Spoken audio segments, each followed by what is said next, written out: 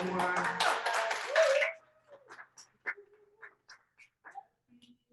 Women's History Month. Okay.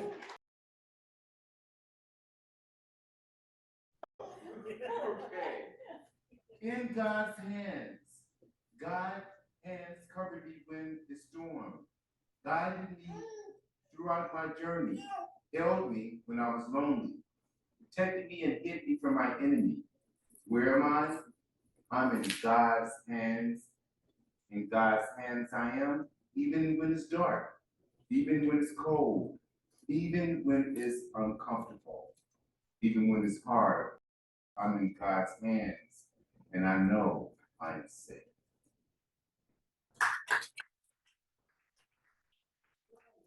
Poetry Street, the room without a roof where every voice is heard. My name is Chip Williford. I'm so glad that you're here. We always start with the landmark for me. New York and Long Island has always been the gathering and trading place for many of the indigenous people. We acknowledge that we are guests on this land. Poetry Street and our work here on Eastern Long Island is situated on the ancestral and unceded lands of the Lenape, who are the original caretakers, also the Canarsie, the Shinnecock, the Montaukett, the Reckiwalk, the Mansay, and the Haudenosaunee. And we acknowledge and pay respect to the many indigenous people who live on this land and continue to make ongoing contributions to our area and to our lives. Ladies and gentlemen, once again, welcome to Poetry Street. Now it is my honor to introduce you to my co-host, the wonderful Maggie Bloomfield.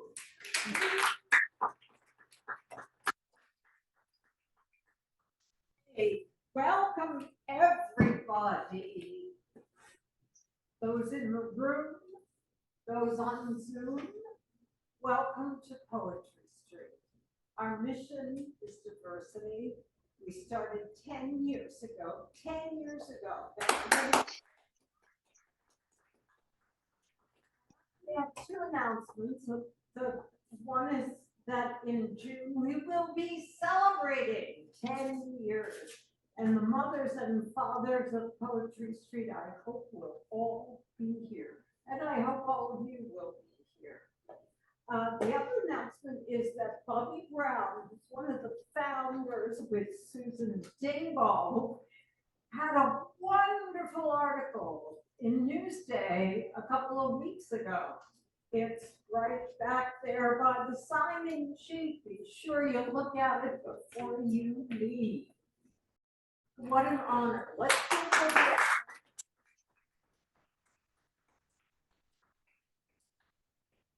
So Poetry Street started at the Blue Duck Bakery 10 years ago. Susan and Bobby were the founders through East End Arts business program for writers. It was supposed to teach us how to do business. Earn money, be rich and famous. What we got out of it was Poetry Street, which is certainly making us famous. I don't know. Anyway, we moved from the Blue Duck when it closed. Then COVID came, and we were only on Zoom for a while. And then this wonderful library and Pam Cook invited us to have this wonderful venue every month. And it's been growing every month, and it's been fabulous. And we are so grateful to the library. There are a couple of things. One is I want to tell you about the community poem. The community poem is the jar in the back of the room and chat for you folks on Zoom. What I ask you to do is take a little piece of paper, write a line, put it in the jar with your email address if you want to have contact, and I will put the lines together and we will have a community poem. And I'm going to read you the one from February. This is based on your writings, okay? Life is light. Luck is when opportunity meets with preparation. Maybe I didn't become a poet after all. For once, I dreamt I was a rose and there was harmony in the stones surrounding me. Life offers light. The moon is full on this cold February night, and I can still see Orion. Life is light, lovely words, lonely words, history behind, but future, please be bright. Encourage my soul and let us journey on, for the night is dark and I'm not far from home.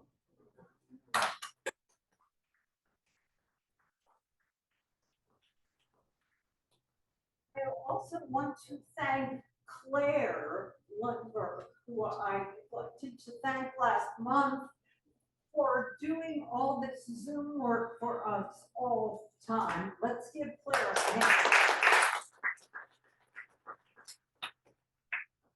So we have fabulous features today. I'm going to introduce them. Next month, it's going to be Matt Pasca and Terry Muse. Some of you are familiar with them. After the features, we will have an open mic. Hopefully you signed up. If you didn't, please do. We ask that you read one poem. That's one poem, not your epic, please. In the interest of time, and Zoom people, you can sign up on chat. You can also write your community poem line on chat, and Claire will send it to me. Now, let's get on with the show. We do have wonderful features today. First up is going to be Travis Madison. Travis is a spoken word poet, a storyteller, a singer, songwriter. He's a former host of the Muse Exchange and the book. His brand of no holds barred confessional poetry leaves every emotion on page and stage. When not writing, Travis works as a fitness instructor at Gold's Gym. He featured for us a couple of times, I think, over the years, and we are so happy to have him back. Please help me welcome Travis Madison.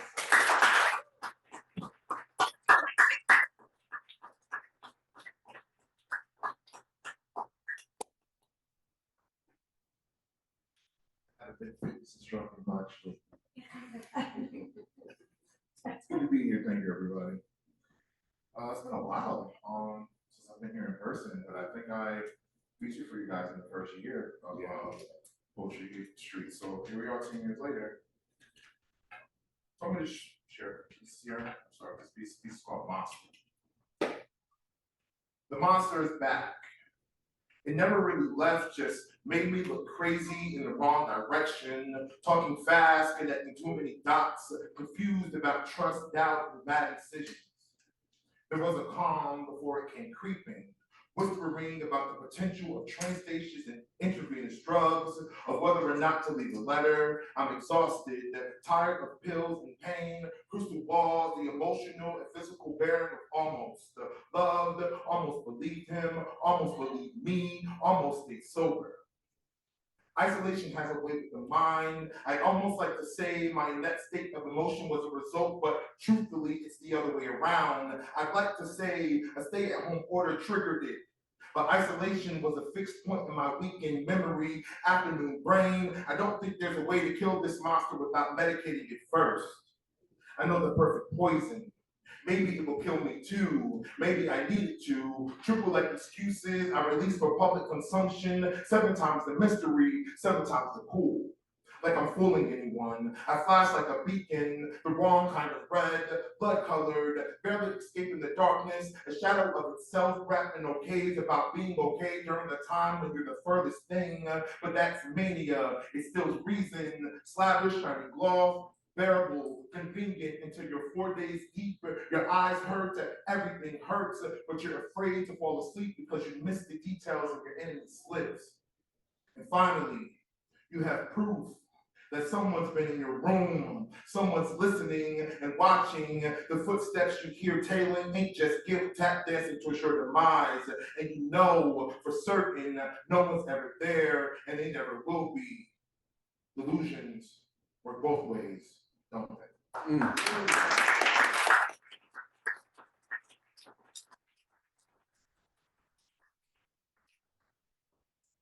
So funny because a lot of these pieces are pieces that I'm putting in a book that I'm working on. And I haven't been writing or reading a lot of poetry as much as I have in previous years. But you know, I realized that poetry is a timepiece for me. It's like a snapshot of where I was at a certain point in my life. So when I go back and I read and I prepare to do a feature, it's always kind of like, oh, it's just getting all these memories coming back. And a lot of these are COVID poems. Like, there's a lot of stuff going on for me during COVID. I'm a year into recovery, a year over, it was a year and a half into recovery. That was, you know, COVID was extra fun for me. This is another COVID piece. This one's called Anyone Out There. It's like speaking into a void, except you know someone's in there. Is this the cost of isolation? Does your echo make its rounds? Cycle back as a reminder you never actually got past the starting line. Maybe you inched the toe before stubbing it, and the decision staying still was a safer option, knowing there are worse monsters than the virus you might have hiding right beneath the skin and the fleshiest parts, and stretched relations longer than 6 unaccountable feet, absent of emotion of the 6 night you spent asking what any of it meant after the 6th one left. Was it worth the losing, the hero in you? Were the marks you gained the cost of ignoring your mother's warning, the ones she laid bare, providing the example? The intent was to make commentary on kinships, but like the echo, it circled back around to the same conclusion, a result that never advanced because you're still hiding behind minds, illuminated, touch sensitive, you're still just talking to yourself. They say it's the effort that counts. Maybe it's who's counting, maybe that's the question, maybe it's who asks.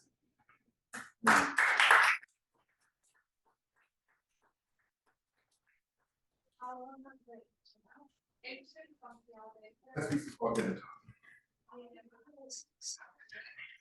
Am I starving or am I empty?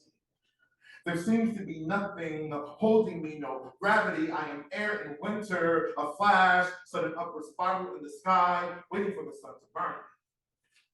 Am I hungry or am I dying? Collard greens and smoked turkey necks. I am hungry. Seconds or thirds, fourth and fifth. I am dinner. Starving, please. A bottle of wine to make me feel less hungry. Each night, I am sacrificed to the scale, evading hungry till it consumes me. Osmosis and available ascending, my feet engulfing the sins of my past. Hungerer, devourer of days, ounce by ounce, lick by lick. You must finish me, satiated, hungry, clawing at my belly, screwing the throat of Rodney till he can't call out or consume. The scale so close to full, but I'm too heavy to escape. From breakfast, we are both starving. Sweet sweat and coffee have fooled me to the end until I drown in the hungry, gaze into the empty, see a full face, hungry for Pop-Tarts, sweet iced tea, Zumba and jerk chicken, for parental guidance, bad boys and neck bones on an Alabama Sunday. I am hungry for floral print button-ups, pecan swirls, craft beer, White Castle, pad thai and tank tops. My stomach rumbles. I regret being hungry. 6:30, it churns. The roasting of my insides green. I am chicken, I am soup. You cannot nourish me. Put me in a cell after a long day of being hungry. At 8, I settle into tall boys with stale air and television, plant matter and multicolored distractions. Jam away the pain. By 10, it's over and charred. Reaching for a barren pantry. I am full with sickness, hungry with darkness. I try to fill myself with good clothes, good sex, alternate realities, push-ups, pills, and purging, and never balances. Because I lost the sign of my body as how when I started listening to the numbers at my feet to tell me they were meant to be empty because you were always full.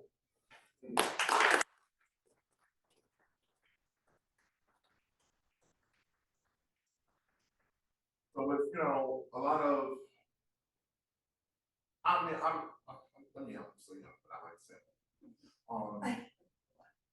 the world is changing fast. I just feel like AI, just everything, global change, everything's just changed so fast.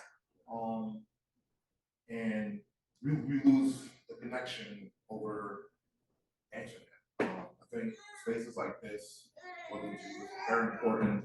I think vulnerability and just general in life and how we interact with each other is important. I think it's even more important as writers that take the space, this time, these words to share our experience, to connect with people, to get them to open up and connect back with us. So that's what I try to do with my poetry. Open up what I'm doing now.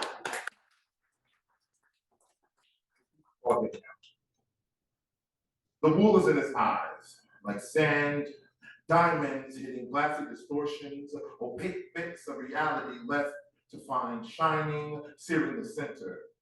It couldn't see time because it's far too early for aluminum content built around corrosive substances, salt metabolic bodies, snow plows and pieces of road, walking hems for the kind of hem you need to be. Shelter man, humble bear, grapple of things that aren't yours, false hearings of a song we started in the wrong place, made the whole thing collapse like cake in a hot cage and wine dance, the house full of motherless cousins. We struggled like slugs, slide across the concrete, the trail of what fell off, what no one wants to touch, because sadness burns like regret at the end of a drag. The bodies piled up, but blocked the way out. Was there ever one?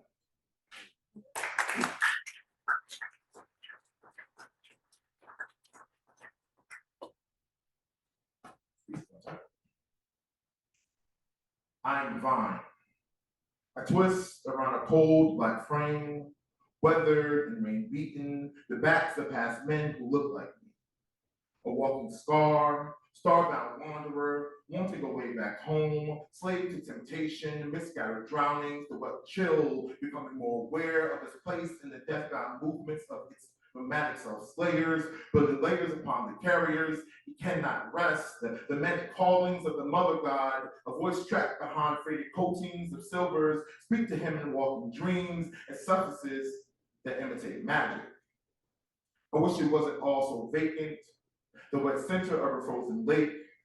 The last echo reminds the pumping of a solitary beating. A drawn-out look over a deep Suffolk sky reminds the hand of its futile traces of a million spots. The cold earth, a reminder of what was and what is left to come. I will die here. I will die here. Just die.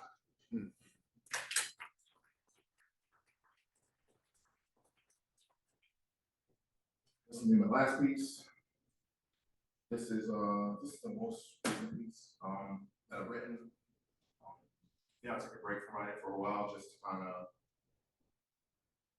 change my poetic voice, just kind of see where I was. And, I always ask the question, what are you doing with your poetry? Where does it go? What are you writing for? And, I'm in a new phase of my life. I'm happy, I'm doing good. I always label myself as a sad boy poet. So I was like, I don't want to be a sad boy poet anymore. I gotta evolve, I gotta be happy boy poet. So this is my take. This is called 3 versions of the same realization. 1. Where did all my words go? Are they shadow bound, a product of deadened ideas, a point of nothing but return? retracing each error, each misprint of a moment misinterpreted as a mistake, the internal and external present, pushing the boundaries of past and future, the result an inescapable proxy who bears my name and my misguided hours for my bad intentions on my worst days. Days when we can't share this space. I'm starting to think there might not be enough room for the both of us. 2. But saying goodbye to you leave me vacant.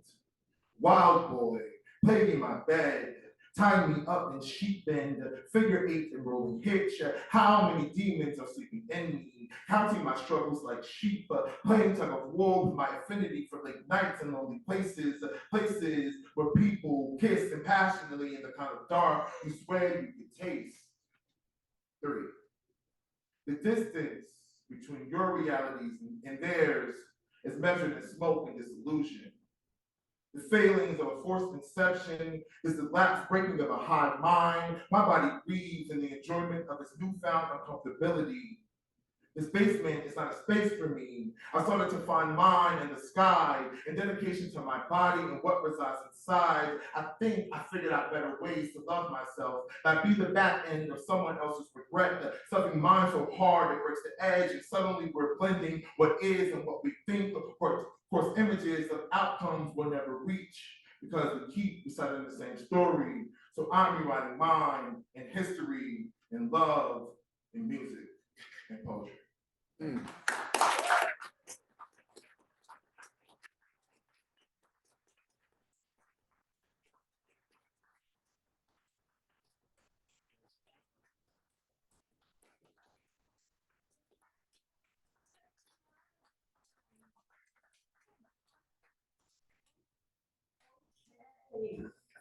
I forgot to mention, even to the featured poet, that time permitting, after the open mic, you will come back to do an encore. Surprise! Well, so far, so wonderful. Next up, we have a poet who, I've seen him twice now, and both times, both my socks have come off. He's going to entertain us on Zoom. His name is Jay Jai. He is a purveyor. JG. Sorry, Jay. JG is a purveyor of poetic cabaret and curator of the avant-garde poetry amphitheater. He is writer, composer, adventurer, romantic, musician, thespian, artist, and filmmaker, and has delighted audience with his work and his memory at many Long Island venues. We're not doing these things. Jay is an English bulldog enthusiast. Please help me welcome J.G.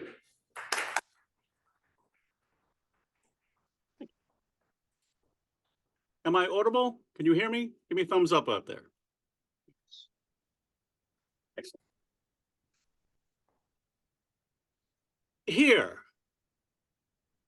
I gaze at an inspired sky.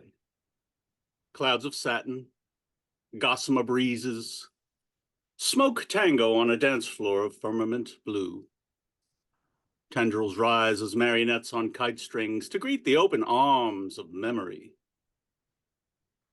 This thought keeps every fallen leaf from the briar, subdues the gravity within the situation, narrows the discrepancy of satisfaction between a blown kiss and contact. Give me your wayward zephyr. Symphonies of spring corollas come to fruition in the wake of a swaying baton.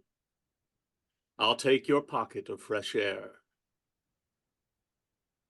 and breathe it in. Thank you.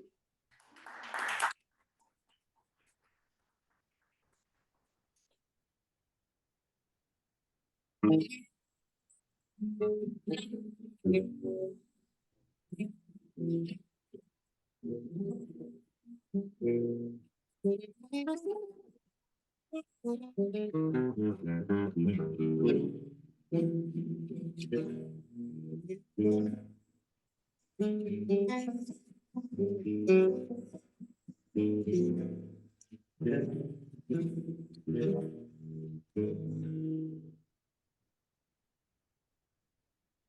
Xanadu did Kubla Khan a stately pleasure dome decree, where Alf the sacred river ran through caverns measureless to man, down to a sunless sea. So twice 5 miles of fertile ground with walls and towers was girdled round, and there were gardens bright with sinuous rills, would blossom many an incense-bearing tree.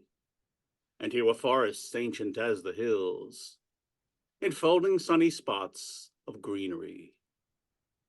But oh, that deep romantic chasm which slanted down the green hill athwart the sea-dern cover, a savage place, as holy and enchanted as air beneath the waning moon was haunted by a woman wailing for her demon lover. And from this chasm with ceaseless turmoil seething, as if this earth in fast thick prance were breathing, a mighty fountain momently was forced, amid whose swift half-intimate burst huge fragments vaulted like rebounding hail, or chaffy grain beneath the thresher's flail. And mid these dancing rocks at once and ever it flung up momently the sacred river. 5 miles meandering with amazing motion through wood and dale, the sacred river ran, then reached the caverns measureless to man, and sank in tumult to a lifeless ocean. Amid this tumult, Kubla heard from far ancestral voices prophesying war. The shadow of the dome of pleasure floated midway on the waves, but was heard the mingled measure from the fountain in the caves. It was a miracle of rare device, a sunny pleasure dome with caves of ice. A damsel with a dulcimer and a vision once I saw. It was an Abyssinian maid, and on her dulcimer she played, singing of Mount Abora. Could I revive within me her symphony and song? To such deep delight would win me that with music loud and long, I would build that dome in air, that sunny dome, those caves of ice, and all who heard should see them there, and all should cry, beware, beware. His flashing eyes, his floating hair, weave a circle round him thrice, and close your eyes with holy dread, for he on honeydew hath fed, and drunk the milk of paradise. Thank you.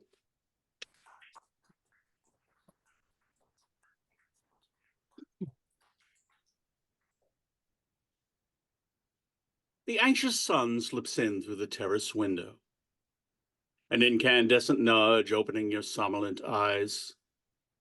I'm here to greet you with a tender kiss for the new day. It's just a small matter.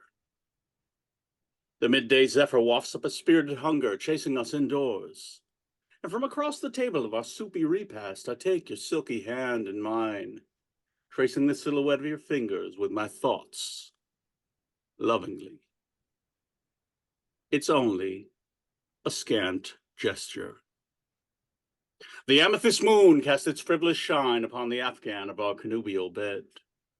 I cradle you affectionately in the lee of my arms and the vastness of my heart. It's the littlest of things. Always, I allow the fireflies of remembrance to bathe my consciousness in their delicate strobe, a constant reminder to make the small things matter. One morning, your eyes may not open. One afternoon,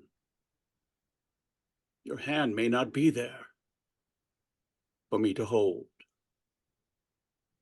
One evening, our bed may be empty, and I alone, with only memories to keep me warm.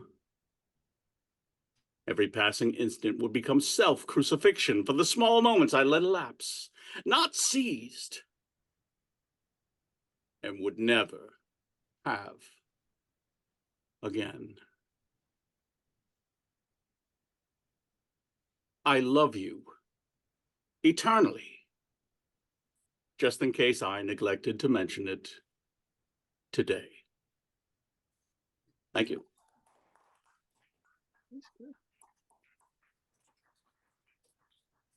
Thank you, Maggie and Chip, for this opportunity. This is my first time ever doing a feature over Zoom. So it's been fun so far. Let's see if you know this one, okay? 'Twas brillig in the slithy toves, did gyre and gimble in the wave. Oh, mimsy with the borogoves, and the mome raths outgrave.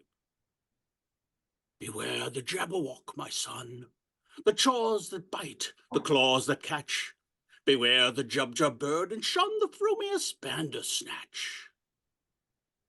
He took his vorpal sword in hand. Long time the manxome foe he sought. So rested he by the tum-tum tree, and stood a while in thought. And as in uffish thought he stood, the jabberwock with eyes of flame came whiffling through the tulgey wood, and burbled as it came. 1, 2, 1, 2, and through the vorpal blade went snick-a-snack. He left it dead, and with its head he went galumphing back. And hast thou slain the jabberwock?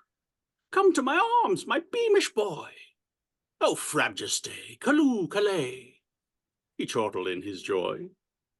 'Twas brillig in the slithy toves, did gyre and gimble in the wave.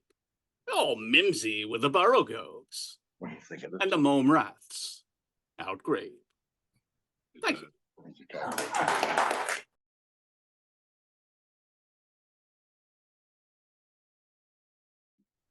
Got a little time left. I'm feeling a little Whitmanish, so here we go.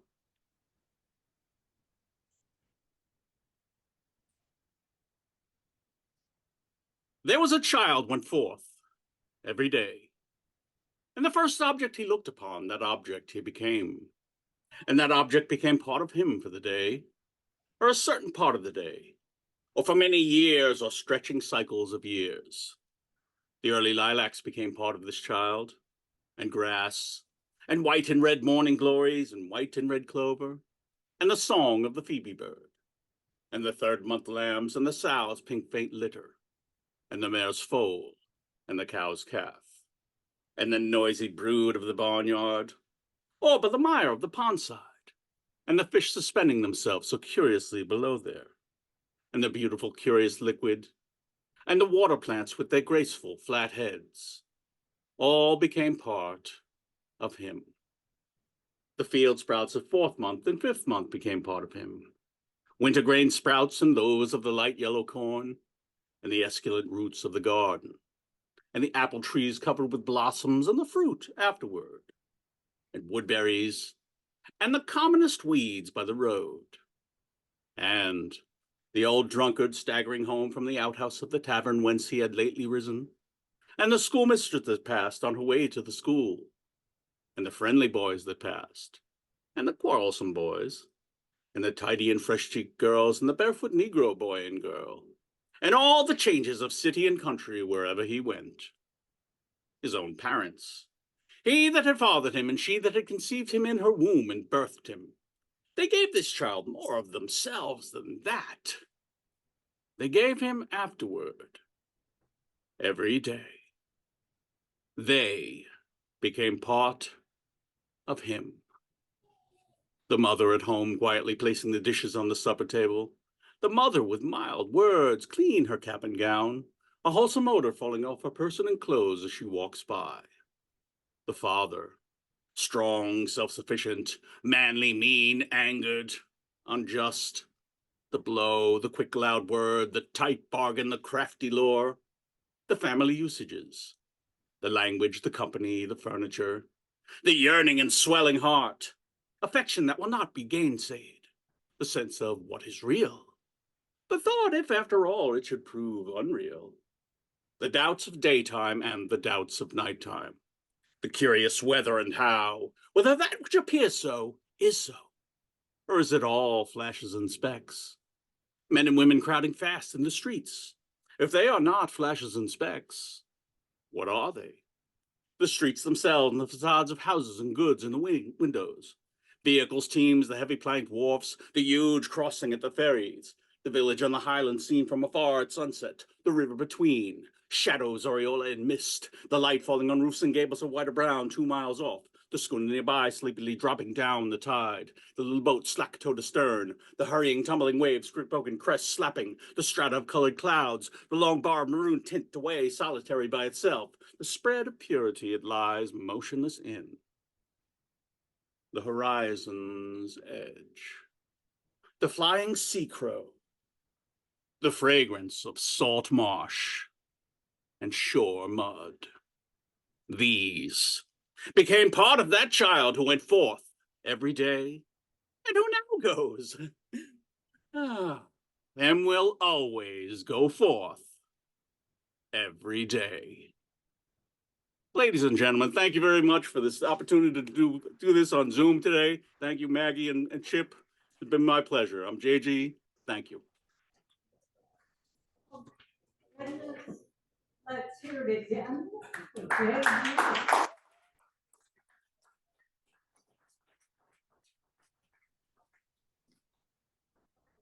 All right. Okay, last but certainly not least, we have Margarette Wahl. Margarette has worked in special ed for 20 years. Her poetry is featured in many Long Island publications and anthologies, and she presents at many venues. Margarette workshops her poetry through the Farmingdale Creative Writing Group. She's published 4 chapbooks through Local Gems Press and is right now working on a memoir. When not writing, she cuddles her rescue cats. Help you welcome Margarette.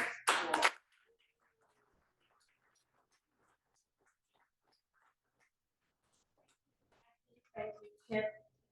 Thank you to my fellow features.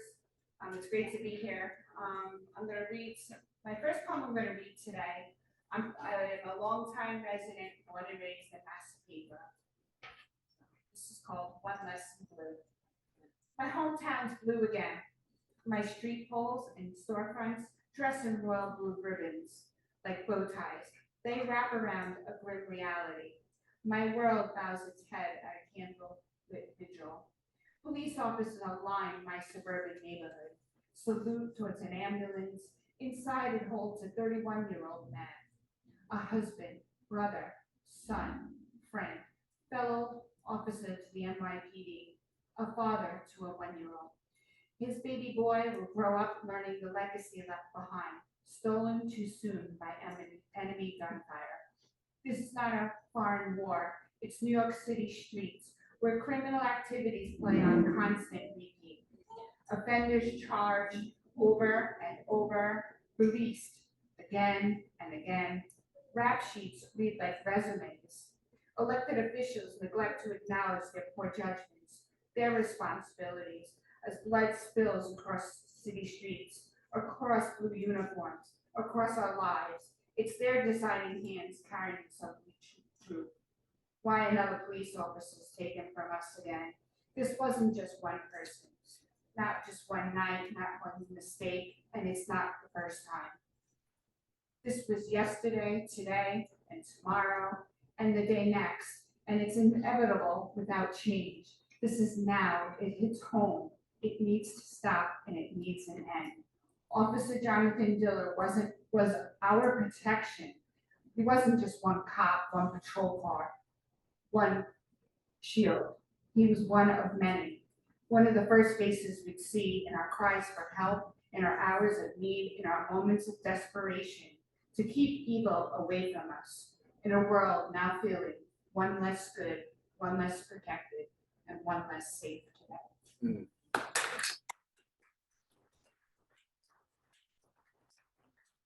Before I worked in retail, before I worked in special ed, I did many years in retail. So this is titled Retail Remembrances. I don't miss the years I worked in retail. those long 11-hour days, holiday matinee crowds, last minute before closing purchases. I do miss some faces of my past, customers who became friends I once had a lifetime ago, people who appreciated my work efforts, my most frequent visitors to my cash register, my days of Woolworths, Pergamon Home Centers, Petland discounts years ago. I still remember days where you went inside, found bargains for your mighty dollar, and your pets lived in happiness. Now things are done by a click without a face, not even a thought. Everyone's too busy rushing to go nowhere, and people have lives outside of this isolation of their phone screens.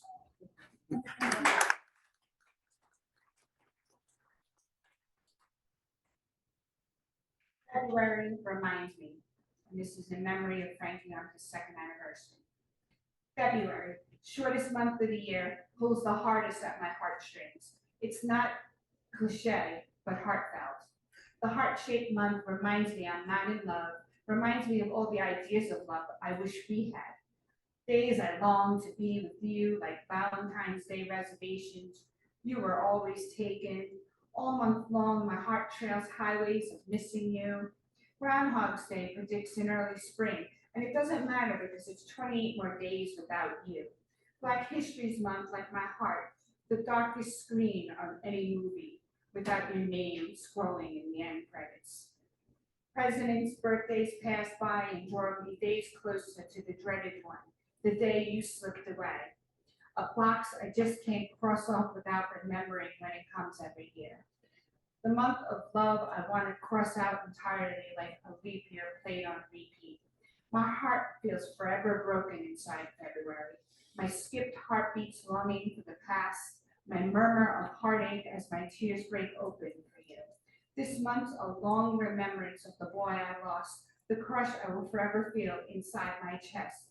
Each memory thumps pumping blood flow within the chambers, close to my ribcage. You are trapped forever inside there, near my aorta, knocking from heaven each time my heart beats.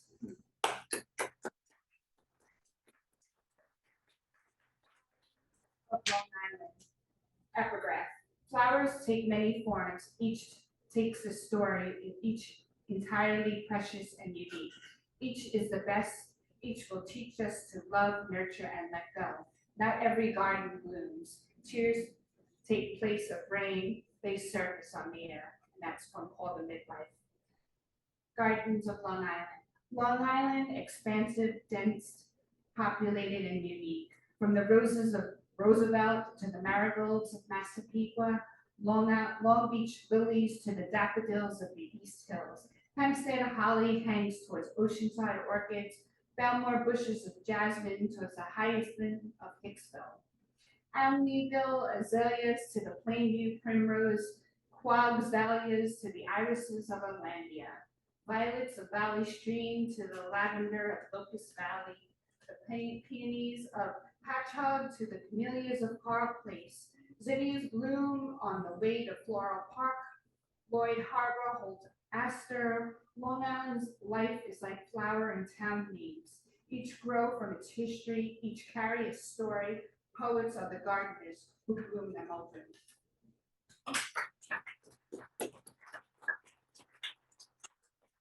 The dancing crossing guard in Hempstead. Her feet move while her arms direct traffic. Between the going and stopping of cars and school buses, her hips shape the busy streets.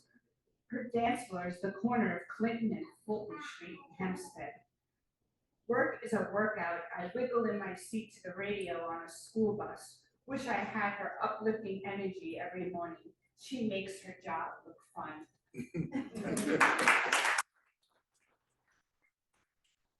Message from a sea turtle. I never write about you. This is a white lie. I do write about you. The truth is, I didn't know you. Our only encounter, eye contact across parking lots. You in your red Daytona, me walking from classes in college in 1996. In 2015, I read your ending, your older brother's grief posted on Facebook. He searched for solace in videos of his young children.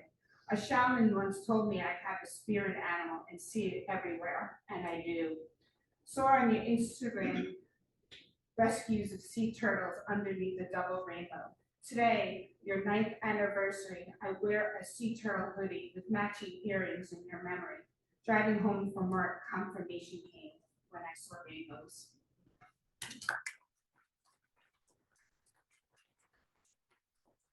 Our spirits, Patricia Caputo. It's permissible that you make us cry. Your conversations with spirits ensures in us there's an eternal place we'll end up when our lives draw to a close. Your platinum blonde, high hair, fancy manicured nails, and New York accent stands out in a crowd. Your petite stature as a mother, divorced housewife, a reality star, carrying a giant heart, one that shares a gift. This present from God to allocate messages, flower scents, vivid images, letters, numbers, and accuracy from deceased souls to the living. A medium down to earth, a welcoming embrace as you high heel your way into a room in exquisite fashion full of flame. Heaven calls out to you during the most unexpected of circumstances to relay angelic communication. Some religions call it witchcraft or demonic, but you're Italian American and full of love, of family, friends, your own TV crew, showing us a woman like no other with a sixth sense. Seeing you in person, a trinity of occasions at charity events, sharing readings with others in their needs for signs, all necessary to empty them of the negativities and angers with God. I feel their losses and emphasize in shared tears as you reveal personal details from their loved ones. Witness change in a positive light in front of me. None of my spirits have anything to share, and that's okay because there's a peaceful notion in just knowing there are angels nearby.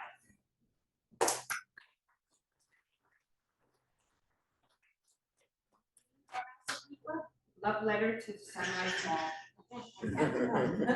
The youth today will never know fun times embraced walking your tile floors, through your alleyways and kiosk browsing. Woolworth's once a staple of Massapequa community. Orange Julius on 2 floors. Hallmark Gifts had 2 floors too. Stearns, Sears, JCPenney's, Macy's escalators lifted us up in shopping spirits. Sam Goody for a 45 record, a single or two. A Sbarro slice of time after movies, or your timeout arcade for a break, while Puff and Stuff sugared me in candy fixes. Country jeans, strawberry, Payless shoes, and Victoria's Secret all dressed me in my teen to adult years. Petland discounts, toyed with my dog. She knew your yellow bed. Never camouflaged her food and fun.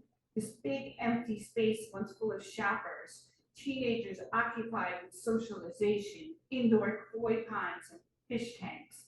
Missed like this mall. There are some things you just can't buy online. That's right.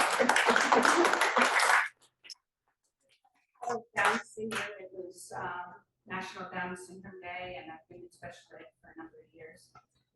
Down syndrome, never underestimate the power of a chromosome. Don't mistake disabled smiles as frowns. Comets soar through the sky, appreciate them even as a full moon stares. No wonder why they're stubborn streaks. Know there's no waiting rooms on cows or silverware. Gaze towards these stars, mistake them for planets. Dance in the magic with someone attached to a different genetic makeup. They all have stories to tell. Chromosomes are overrated. Who's counting anyway? I'm a big lover of boy bands, and I saw a boy band in March, so this is written for them. It's called My Irish Heroes Westlife. Boy band defined as a vocal group consisting of male singers, usually in their teenage years. Generally, they perform love songs, and that's Wikipedia. Thank you, Shane Phelan, for carrying your baby face into adulthood, making me feel younger too. Thank you, Nikki Byrne, for your sex appeal on stage, gives me reasons to scream like a teenager again. Thank you, Keon Egan, your smile matches your charm, captured on my phone. Thank you, Westlife, for 25 years. Music I downloaded, albums I kept your CDs, these European souvenirs, YouTube videos I continue watching. Thank you, Westside, for crossing that pond, leaving your aisle, and bringing your parents, your wives, and your children along, who sat amongst enduring audiences like me. Thank you, Westside, for finally making it here. Thank you for your arrival in time for St. Patrick's Day, lighting up the Empire State Building green for us. Thank you for reinventing this prideful holiday. Many years mine were spent in the darkness of yesterdays. Thank you for your shamrocks, your Irish accents, Guinness beer toast, your Ireland flag beside my American one. Thank you for your melting pot of concert supporters, Irish, British, American, Canadian, and Asian too. Thank you, Westside, for your love and appreciation felt from your large stage presences into a small fan-filled seat of me. Thank you, Westside. I'm Irish once more. Thank you to these once teenage boys, now grown men. Thank you, Irish. Thank you, Westside. I feel Irish inside once again.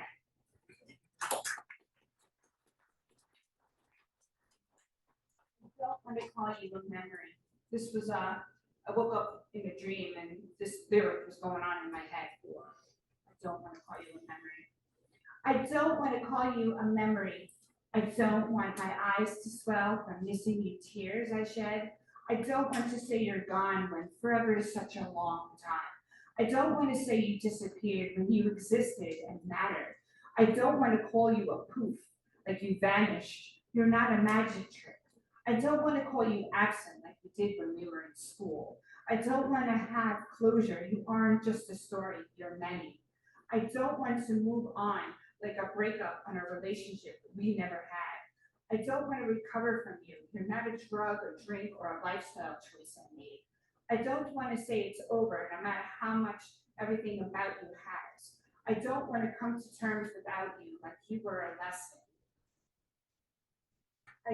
I'm still learning more about you. I don't want to call you an end. You aren't a book I close. I don't want to heal from losing you. It feels like I'd be letting you go. I don't want to call you a memory. You were great and I'm glad we met. You gave life a smile the brief time you were here. You're not just a memory. You're my crush, now my muse, alive on the pages each time I write.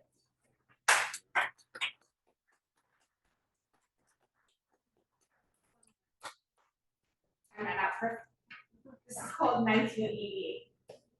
When I used Aquanet and too much blue eyeliner and carried hard blue loose leaf binders, ones I wrote your initials on, extra pens lined inside my oversized pocketbook, wore bright color sweaters, spandex pants with horseshoe loops on the end, covered by thick socks and white pegs. You wore a leather waist bag and called it a fad bag. It never had any pens in it. You wore sweatpants and an oversized sweatshirt. Polo cologne permeated our classroom air. Girls with too much makeup and expensive hair, high hair, had you in their arms and in their beds. I carried you in my heart, where years later you remain. Oh.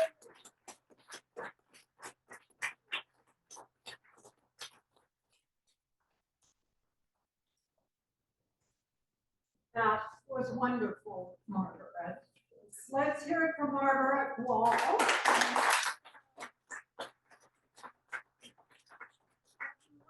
Hear it for all of our teachers today.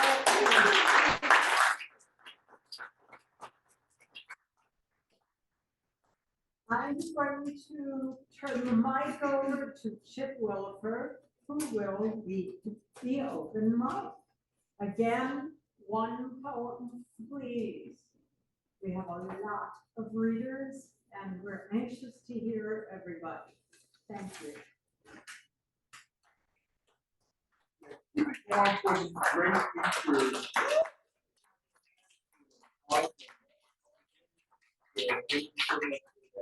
Margaret Wahl, incredible, and it's so important to remember those people like Officer Dillard. as well as the cross cross guard, what do you call them? Crossing guard. Yeah, crossing guard, yes, yes, those services are very important and we always acknowledge them. Okay, so now the open mic and also JG. Oh wow, I felt like I was in the Shakespeare theater. So, you know, thank you so much for that. Okay, so we have Jill Drum first up at the open mic, and I think this is her first time. Oh, come on.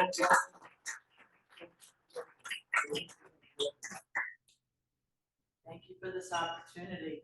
I love hearing local featured artists. And poems are timeless.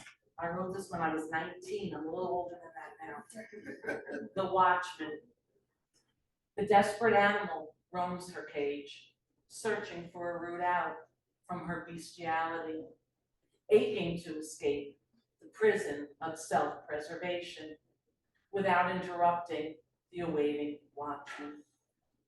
Alert, ready, intending harm of emotional damage. He adores his pet, but with the fine line between love and warden, he is stifling her, yearning to ensnare her in an existence void of freedom. She stalks the cell for diversions, but the insatiable longing, the hot, aggravated energy, never subsides. As if heaven sent, the sun retreats, the moon fades in. Defeated, she rests her frenzied body until sleep soothes her soul.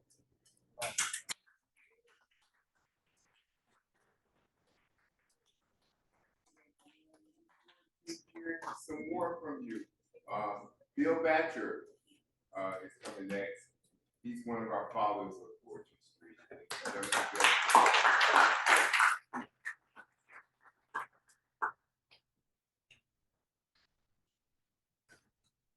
Okay. I brought my teacher home. Spring resurrection. Resurrection, there's no doubt, had to take place in spring, when the whole earth could celebrate, when birds and winds could sing, and flowers prove that life returns, when seeds are tuned in earth, and bears and wolves and porcupines and elephants give birth. When all of nature joins the song begun by ancient men, that death has died, that through the sun we can live again.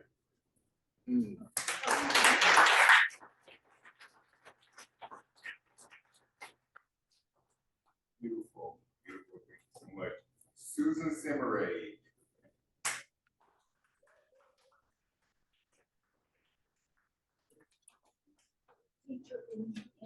And just so you know, Susan will be featuring in May here. Yeah. Every time I come up here, it's very humbling, very, very humbling. So this is just a little ditty that I wrote in 2003 when my mother turned 84. And knock, knock. Who's at my door? I'm the messenger to tell you you've turned 84. Go away from my door. I don't want to be 84. Please open your door. It's great to be 84. Go away from my door. I don't want to be 84. I have enough aches and pains. I don't need any more. But if you don't open the door and turn 84, the Grim Reaper will come knocking at your door. Then birthdays will be no more. Birthdays will be no more if I don't open the door and turn 84. So the white-haired lady flung open the door and embraced 84, then kicked up her heels 6 inches off the floor. The neighbor next door heard her roar, "Yahoo! I've opened the door and turned 84. Now I'll have birthdays galore."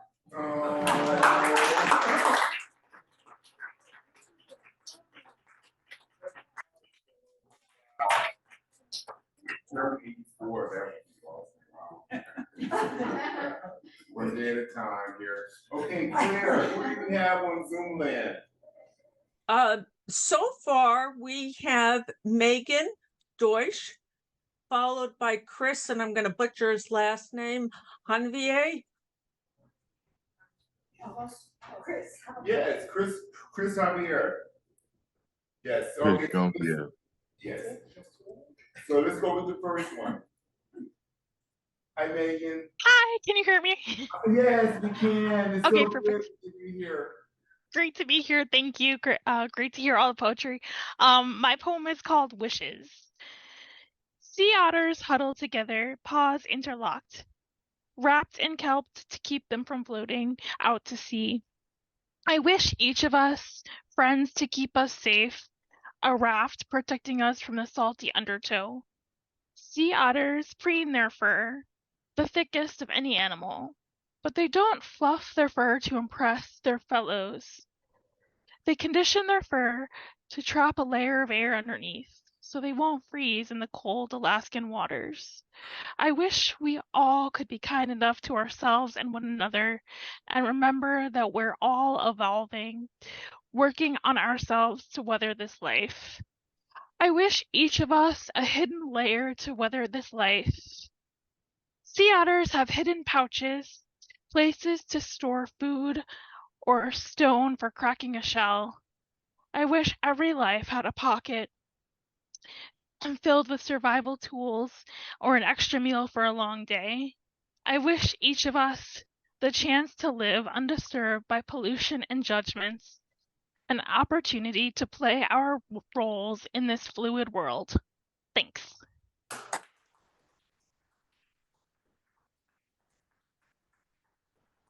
Okay, now we need to hear from Chris Javier.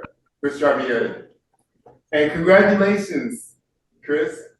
Yes. Hello. For those that don't know, my name is Chris Jean-Pierre. I am a poet from Baldwin, New York, Nassau County in general. And I just want to read to you a villanelle that I've written that is also in my self-published book called Drift, which is available now on Amazon. This poem is called How Can I Stretch My Dollars? $100 for the rest of the week. Pizza, movies, museums, or open mics. I arrived at 8th Avenue after an off-peak. Eyes on their phones while many speak about a post by a rich guy with 1 million likes. $100 for the rest of the week. Walk south where the street corner reek. Smoke comes out of manholes. Pollution spikes. I arrived at 8th Avenue after an off-peak. No transition. The sun's in the eyes of a clueless geek. NYC taxis, blue and yellow buses with bikes. $100 for the rest of the week. An appointment made in West 59th for an antique. Some smoke their last cigarettes after many strikes. I arrived at 8th Avenue after an off-peak. I finally figured out where I will seek. I'll head to Lincoln Center without any hitchhikes. $100 for the rest of the week. I arrived in 8th Avenue after an off-peak. Poem.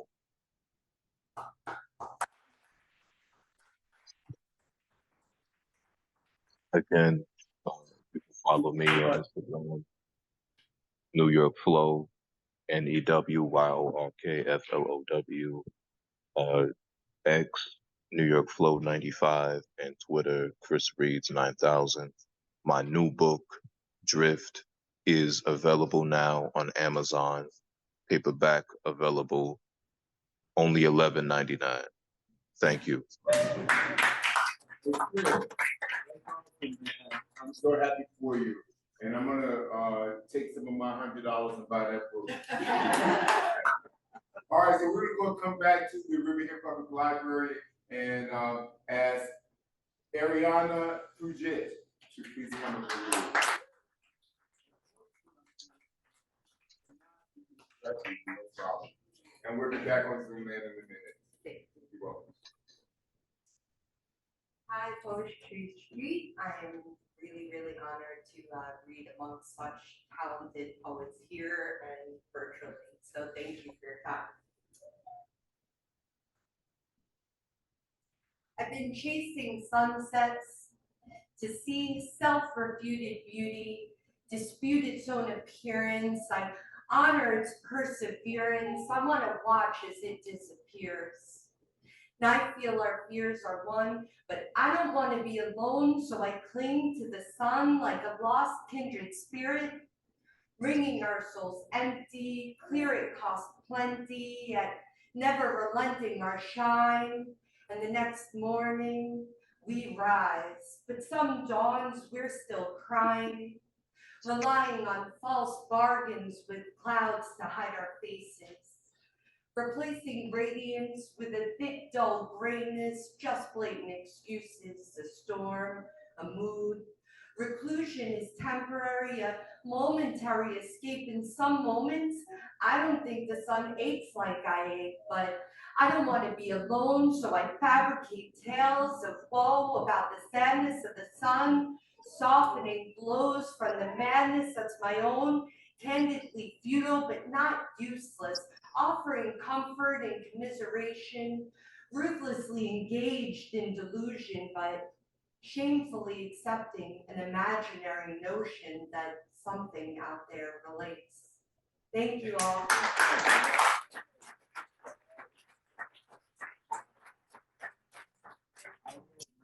I respect that. Thank you so much for that.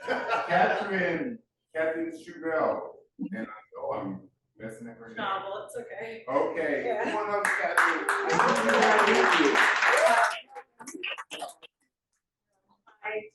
My printer's not working, so I'm gonna read off my phone.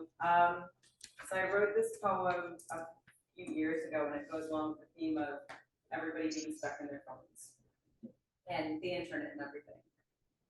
Like me, like me, like me, it shouts. Give me attention, feed my soul, nurture my ego. Viral like a virus, seeping through the virtual society. Pariah no more, I want you to adore. And we feed it, gluttonous and never satiated. Alternate connections from a contextual reality. Seething and seeping and drowning in self-doubt. Blinding black backlights and blue lights while inner lights are drowned. Scroll and swipe with all your might, pressing buttons like it'll end the plight of deflection in your brain. Marry sin and ban solace, and forget the furnace that drives you to create you. Sit silent and wait for the notification of the devastation of genuine continuity. And when it quiets down, start again and play pretend to quell the dissatisfaction of your everyday integrity. Eventually, it all comes to an end, and you defriend and spend copious amounts of energy and time to recreate the fan base without the animosity. But will your plea ever really be heard by the herd? Or will you disappear into the atmosphere that propriety drilled into you by endless accounts of 500K views and constant fake news? There will never be an end to the need for dopamine and fast quick memes and spiraling self-esteem. So drown in the noise, practice your poise for all the world to see. But it's not fooling me, and I get stuck in this rut. Can't be an escapee, carelessly going with the flow until it all comes to a stop. So abruptly, we all found our senses and stopped putting up these fences, drop the fear because it's clear. We're all lost in the haze of lost days, reminiscing and reliving and wishing to be free of this whirlwind we created. Nothing appreciated, disposable, removable, and replaceable in the eyes of our creators of economic, sociological, diabolical, fixated conveyor belts. Run fast, don't look back. Dislike the notion of a commotion. Find your niche in the stitch and time of history briefly, or permanently absent from the caps on how you ought to be, and breathe and breathe and breathe in the nature of your humanity. Signed, always me.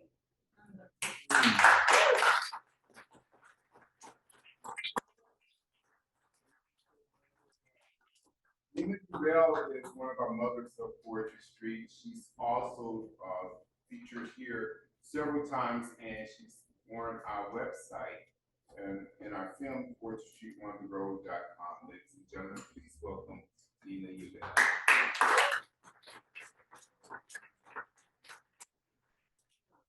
I was thinking that, this is probably paradise. So it's April again. It always comes back to April. Cherry blossoms unfold here and there, drift through cerulean sky. Cygnets come of age, follow close, sail the lake. Lovers sip through petals, names upon their lips. Thought in detail, I slip out of spring, certain faces fill the night. No time for blossoms, birds seem too loud. No time for hot bursts of magnolia, dogwood crosses. Love took another path, uncoiled through withering daffodils. Inside the decay of the iris and lilac, to that infinite space where you and I hold separately. We flower in April's morning.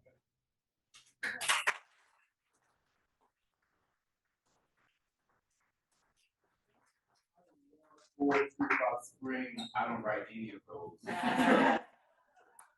Anyway, Claire, who else do you have on Zoom land waiting to read? First up, next we have Bernardo, followed by Pramila. Awesome. Let's hear for Bernardo. Wow.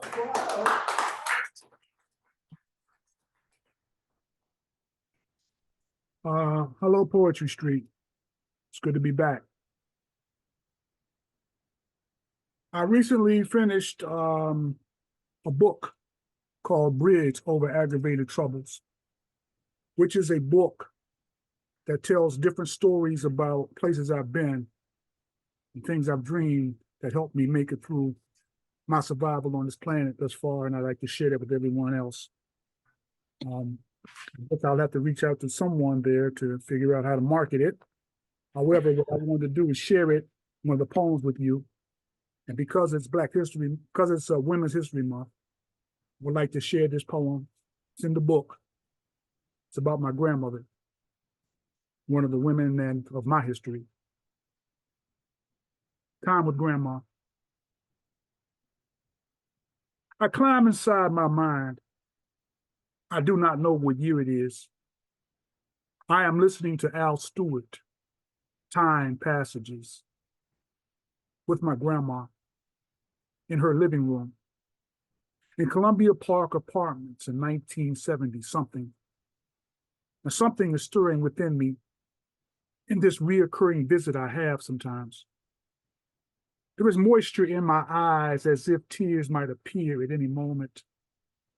The atonement, so subtle, is not so much from trouble, but if only I knew how fleeting time was, how few the meetings would be with someone that I loved. She was the woman who fought my own mama for my possession. She believed Barbara was too reckless, too wild to raise a child. Even though, or maybe because my mother was her daughter, she fought the fight that ended with me taken from her arms, but not from her life. For months at a time, we would find ourselves living together over the years. So why this occasion? Why this moment here? Listening to this song, not 3 times a lady or One Nation Under a Groove or ELO or Men at Work or any other music from earlier times that we both used to know together. His eye is on the sparrow in times bequeathed forlorn, or how you'll never walk alone, which begins with when you walk through a storm. Messages she planted, she handed me in song, echoing through decades after she is gone. You know, she used to be a singer in nightclubs in Georgia back in the day. She had dreams of being a professional, but her destiny was not Annie, but rather Bessie Mae. I did not understand her dreamy-eyed crooning back then, when she would disappear into the memories of what she had left behind. Where was she in her mind? What is the meaning of me being in this time, at this time? But if only I knew how fleeting time really was, how few the meetings would be with someone that I loved. I touched this memory with tenderness as it deserves, and then on cue, the words emerge.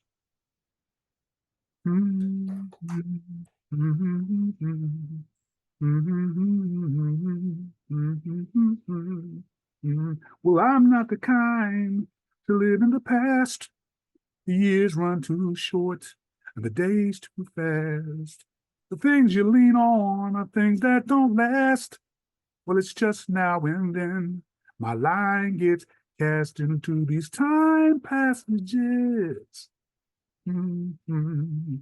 I know you're in there, you're just out of sight. Whoa, time passages.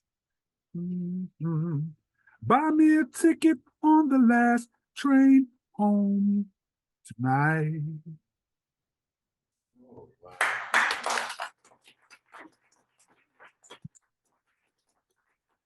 The Bessie Mailer Brew. Thank you.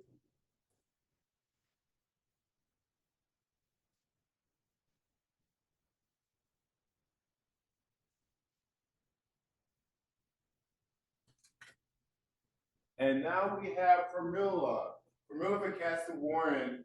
The Dr. Pramila Vicassa Warren is a wonderful, wonderful person. She's also a facilitator on multicultural solidarity. Ladies and gentlemen, Dr. Pramila Vicassa Warren. Hi, everyone. Great to be here. That was a fabulous poem, Bernardo. Yes. My poem is called Any Day Could Be Singular. In the afternoon lull, other sounds tiptoe in. A thin stream of lawn runoff gurgling into a drain. Children chasing each other around a blueberry bush, laughing. A child bounces on a trampoline. Each soundless lift into the air pushes her almost bird freedom to ecstasy. When I look up to see shanks of sky between branches, I recall driving down a shimmering highway in Kansas, a giant slab of blue bearing down on prairie grass, lighting its tips tawny, preparing it for sunset.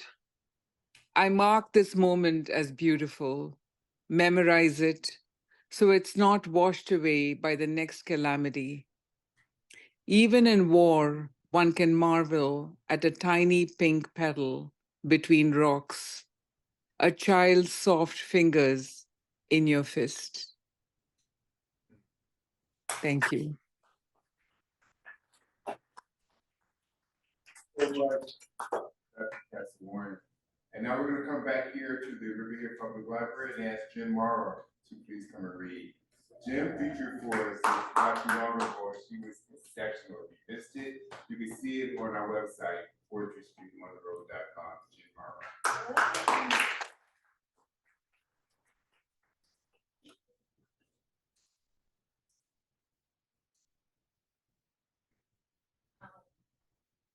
So happy with that.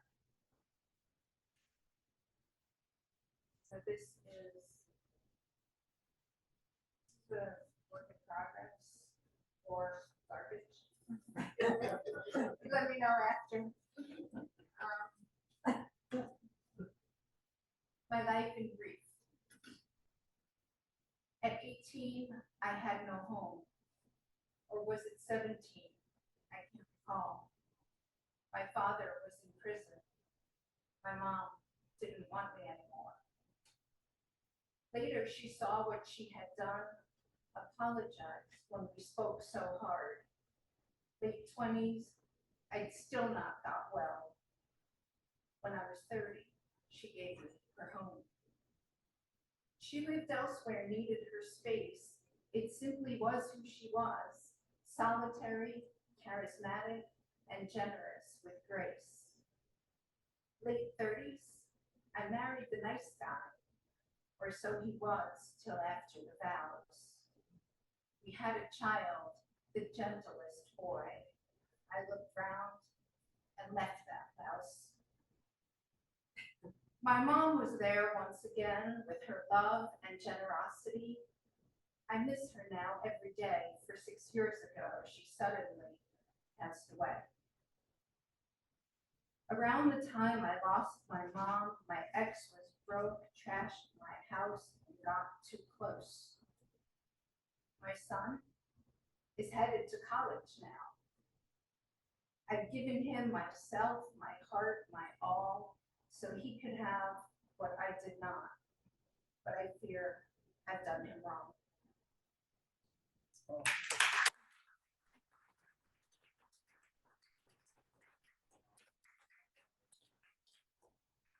A flutter. Wow. Benny Cologne. Our friend.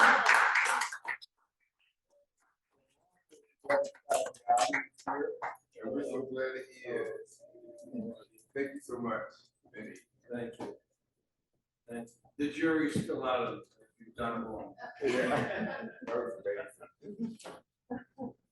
So this is the book this is the poem I'm gonna read from this new book that I just did. It's a book of forms.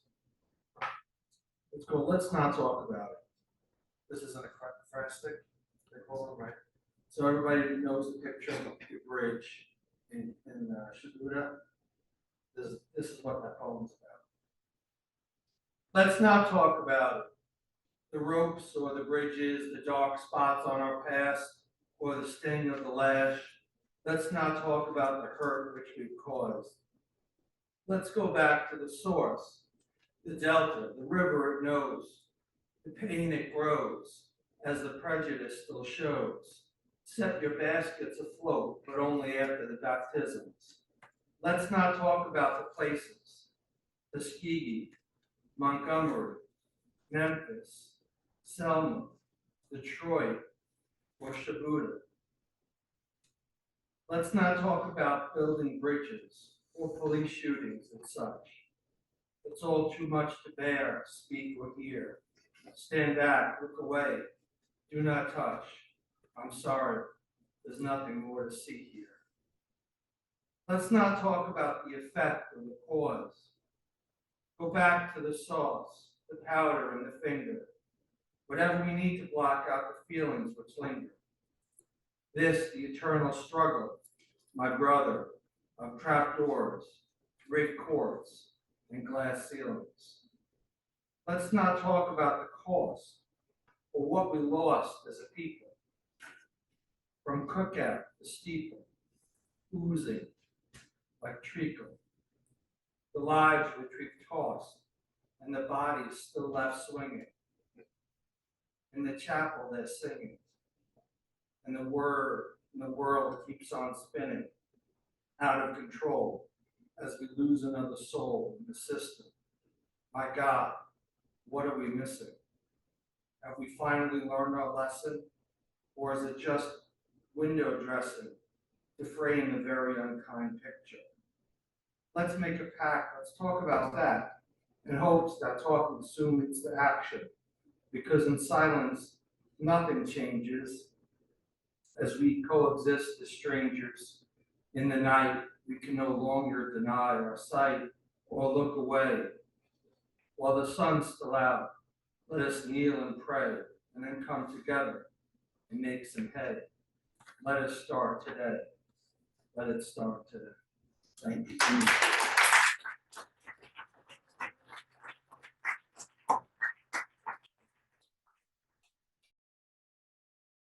Jeannie Lane is here at the Bloomfield Public Library. So glad she is.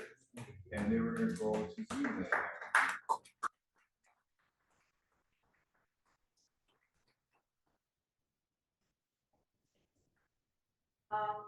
I filled Easter baskets this morning, and then I wrote to this and I had these thoughts going through my head when I got back. The other night I checked my email and read in bold print, TP Ted is dead. I felt the sadness, and this being true, the loss of someone I once knew. The newspaper ad written many years ago, assistant sought the Traveling Wilderness Museum. How could I not go?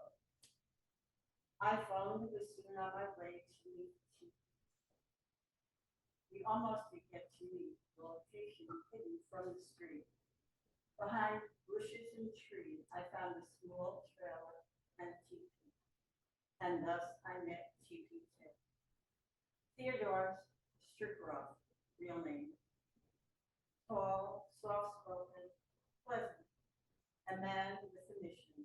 He told me about his well-planned vision to travel to local towns to educate young and old about Native Americans, how they live, what they planted, hunting, starting fires without matches.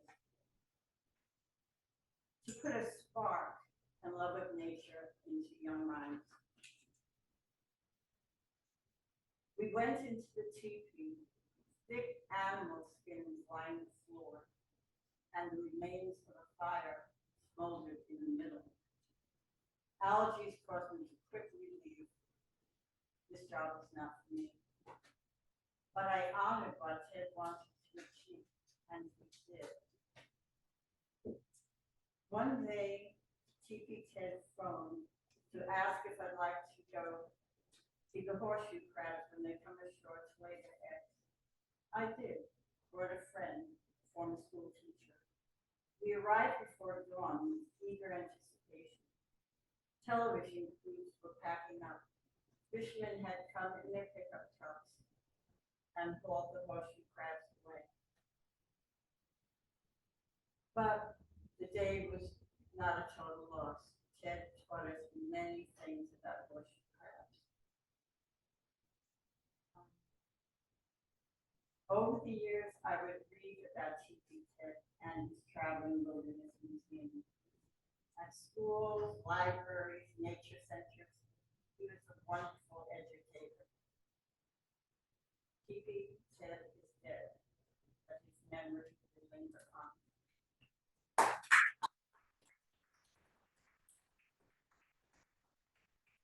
Also reminds me of the teacher that I had, Jackie Brown Williams. She opened my world. She was my drama teacher, and I was a special ed kid.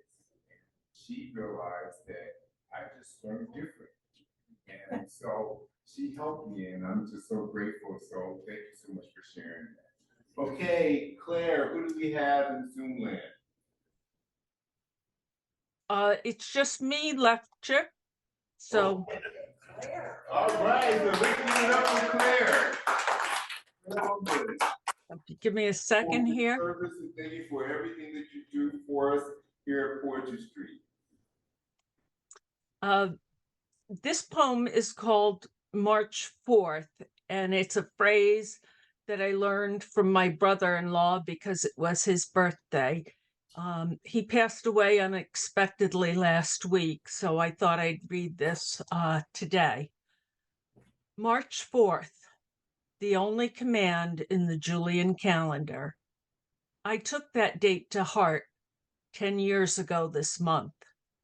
I marched forth directly into a safe haven, where on Fat Tuesday I could say goodbye to all the excesses of the wasted years.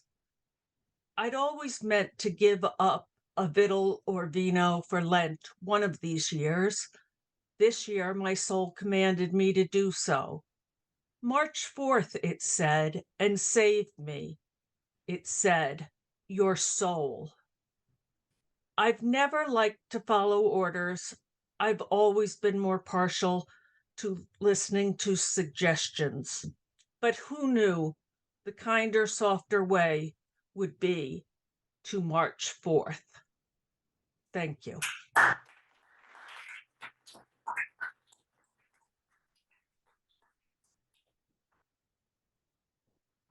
All right, thank you so much for that, Claire. Judy J.R. Turret. Or should I say J space, R space, Curry? They're wrong. She is the hardest woman working in poetry. She sponsors, or she'll come up here and tell you all this stuff. Come on up here, Judy. Tell us about the largest no-kill animal shelter on the island.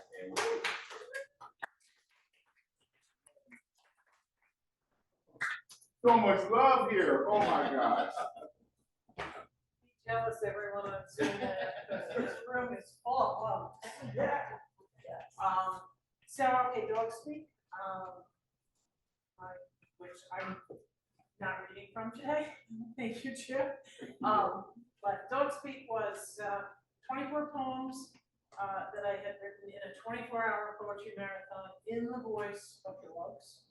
And it was a fundraiser for North Carolina League, the world's largest no-kill animal shelter.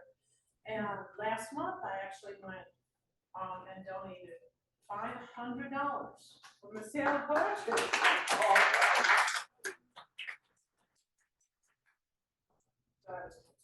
So thank you, Jim. Thank you, dogs. Thank you, Travis. Thank you, JG. Thank you, Margarette. Thank you, Maggie. Thank you, Chip. Thank you, Claire. Thank you, Snowflake Ice Cream.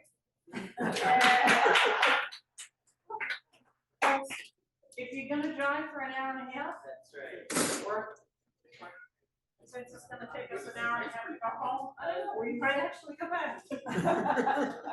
And so, Easter's a tough time. My other mother passed on Easter Saturday, and 9 years later, my mom died on Easter Sunday. And so I have poems for them, and so you're not getting this. There's something else. Funny day. And this is a true story. Easter Saturday egg hunt. Color eggs with special prizes in gold eggs, like big chocolate monies, board games, Crayola baskets, and grand prize, a giant flat screen TV. Kids scamper to the start line, first group ages 5 and under, and there she is. Sophia Marie, easy to pick out in the crowd, in her sparkly turquoise dress, her smile wide and bright as a spring rainbow. Mom is rooting her on, but Sophia Marie needs no coaxing. She's got a pink egg, a blue egg, a purple, and yes, a gold one. Big Bunny blows the whistle, kids are cheering and laughing, all except the little boy whose tears are falling like April rain to his pale green shirt. Sophia Marie, a future teacher, I imagine, with classrooms brimming with students who love to learn because she makes everything so exciting. Sits on the floor with the little boy, patting his shoulder and speaking, her lips non-stop in comforting him. They both get up, a gold egg cradled in his 2 hands. Sophia Marie skips to her mom, who asks why she gave him the gold egg, not one of the colored ones. And be prepared. This will amaze you, as true stories have for ages past and will for future eons, because kids are made pure. 1 part angel DNA, 1 part silvery cloud lining, and many parts God's love. Mommy, she said, he was sad. The gold egg made him glad, and his smile is my prize. Pardon me. Several of us adults were schooled today. The lessons of tomorrow, the sacrifice for another, the sacred gift of giving, a smile worth more than ourselves.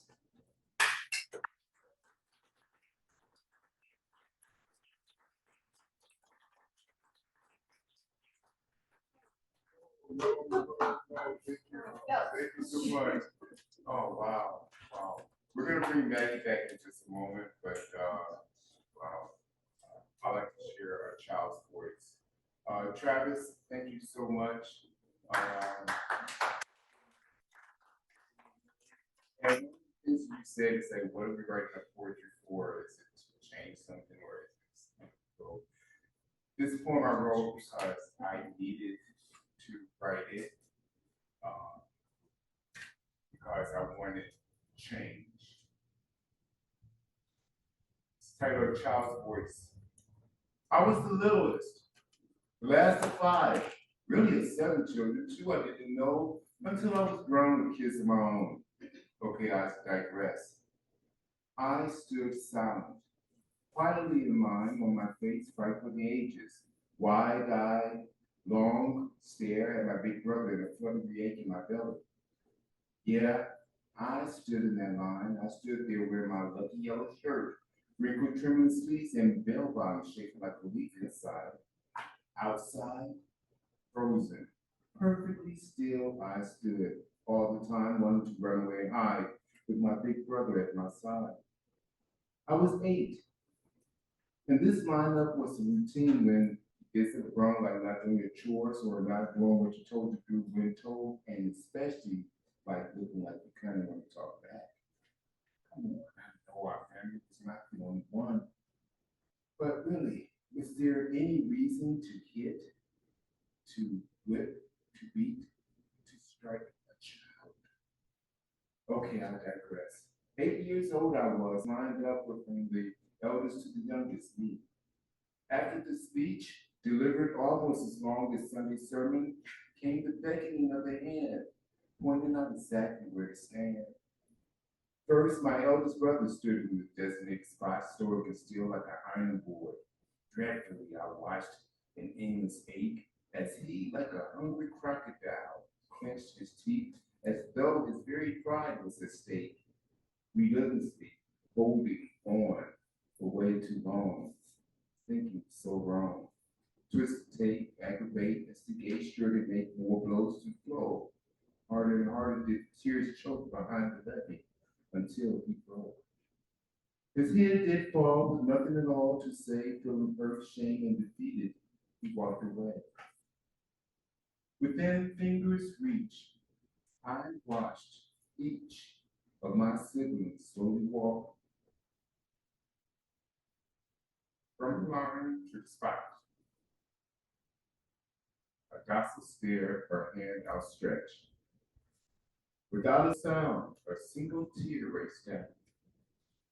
Take it by hand. Firmly held, jerking whichever way. What's nothing could be said.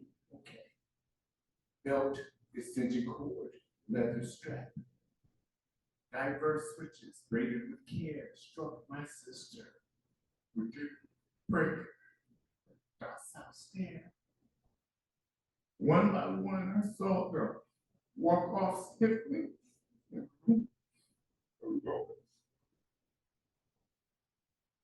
Alone to our shared double bunk bed single room.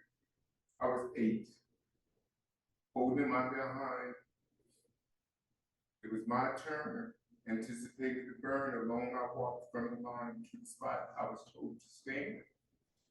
Like dark seas, I disappeared in memory, sank into sand. And just like the rest of my siblings, I too extended my hand. Regardless of what I've been shown, today I know that shame is not mine.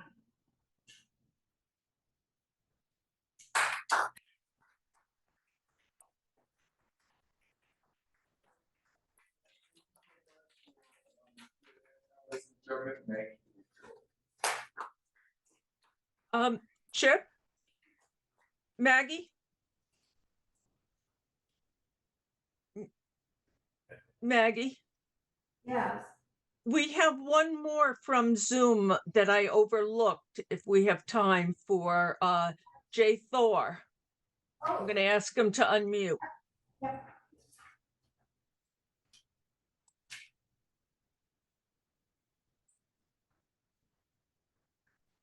Jay, are you able to unmute? There you go.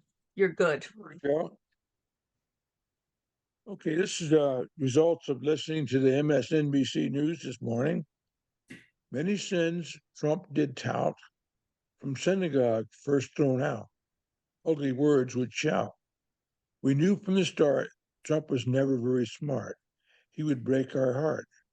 On Trump, saw blemish, back of truck put Biden image, would play and scrimmage.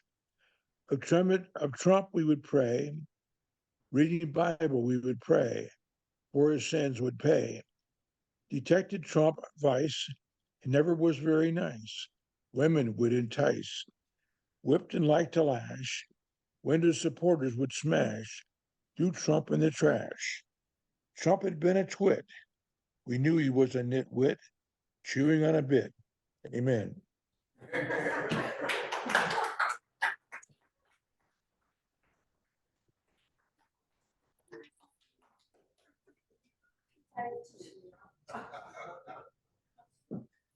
I'm gonna read a poem that has to do with women's history. It has to do with my history. It was written during Me Too. Remember Me Too?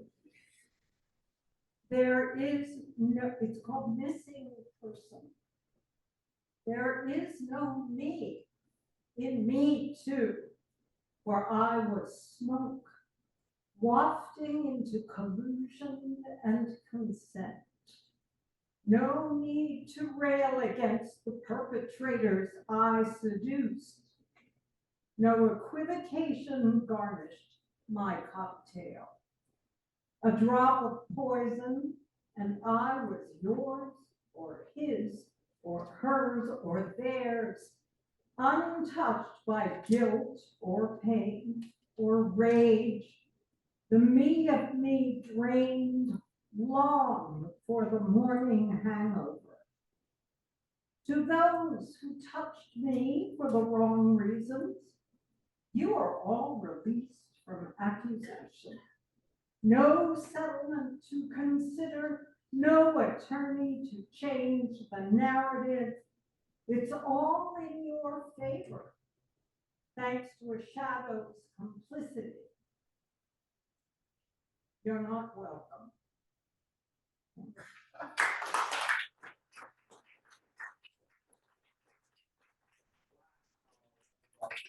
So now we're gonna bring our features back, and we're so happy. We're gonna start with Travis. Travis Madison.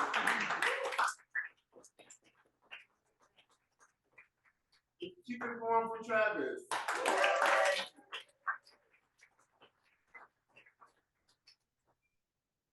I wasn't gonna read this. I knew the encore was coming. I don't know why I didn't think it was coming. I knew it was coming. We're gonna go there. This is called Still Looking. In this body resides misappropriated rage for solitary pleasures. If it's a temple, there is no God here. Just men lined up for a sip of me. My stained fingers, a deep red, sticky from overuse, as necromantic tendencies drive me toward dead ideas of what love is in the digital age. Scaling public pages, most days looking for an out, on off days a way in to someone's eyes, but oh, the impatient structure of expectation. Insert, can I see it? The chime hurries me toward confinement, hands bound, chin up, mouth open, filled with complex tastes, things I can't, rather won't put my finger on. Is it fear, hate? Nah, this tastes like shame. Stuck in my throat, choking, begging for permission to breathe, to exist in my pockmarked skin, its rounds and intended imperfection, flushed against a backdrop of white bodies. I am too much tongue these days, too masked, too many alphabet and nappy hairs, not secret enough, not man enough, not down enough. I am a cascade of red X's and left arrows, unread messages and red flags. I'm just one typo away from turn off. But they are always looking, runaway body parts, fling thoughts giving way to the non-human side. We change the meaning of connection. Do you have a signal yet? It's all about the marginal, never questions the rhetoric. Why ask my name if you never plan to remember it? Can we speed this up? Access 4G LTE as he enters me, we lose the connection. We are too mobile, lingering on missed words and we signal the hourglass and the moving body stuck in corners like lost cursors. I want to be Wi-Fi. I want to be turned on, be connected, find myself in the glassy center of his eyes, the deepest brown, away from the pitch black of illuminated screens and basement windows and back seats of someone else's bed, underneath the weight of a person who can't even look me in my eyes. I am catfish. Wash my body in hot oil, fry me up, a bit of my flesh, devour me. Let's not lay here longer than we should, pretend we don't have things to do, another person to be. Let's keep looking like the last ones out there, like we never found a thing. Thank you.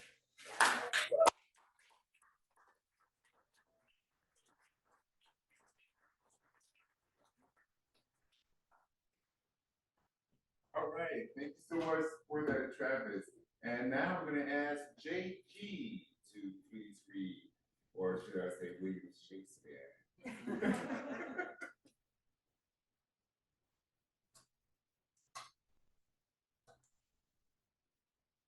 The Lord is my shepherd, I shall not want. He maketh me to lie down in green pastures. He leadeth me beside the still waters. He restoreth my soul. He leadeth me in paths of righteousness for his name's sake. Yea, though I walk through the valley of the shadow of death, I will fear no evil. For thou art with me. Thy rod and thy staff, they comfort me. Thou preparest a table before me in the presence of mine enemies. Thou anointest my head with oil. My cup runneth over. Surely, goodness and mercy shall follow me all the days of my life, and I will dwell in the house of the Lord forever. Thank you all. Very happy Easter to you all. Thank you. I think I was listening to this guy read the telephone. What a voice, I tell you. Ladies and gentlemen, Margaret Wahl.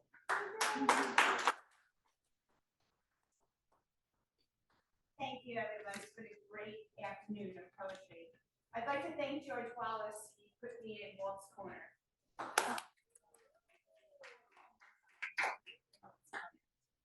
And it's great because, you know, it's from the news, and a lot of times we hear terrible things in the news. This, in particular, wasn't one of those times. This is titled Lifeguards, and it's for Joe Curry and Brandon Cullen. Lifeguards in every sense. Carol Gussup of CBS News. One lifeguard bench in Robin Moses State Park connects two 24-year-olds. A bond closer than any of us imagine. They share a love of gym workouts, surfing, and working together for 5 years. One life saved without a single drop of water. A true sacrifice in giving one lifeguard to another. A kidney transplant enables their continuation in saving lives. This contribution gives the term lifeguard a true meaning long after a beach season ends. Thank you. Thank you.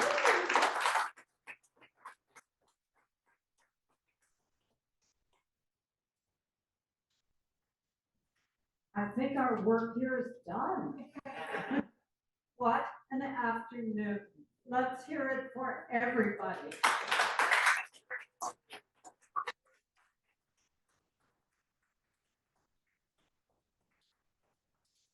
Thank you, features. Thank you, Claire. Thank you, Zoom folks. Thank you, all of you.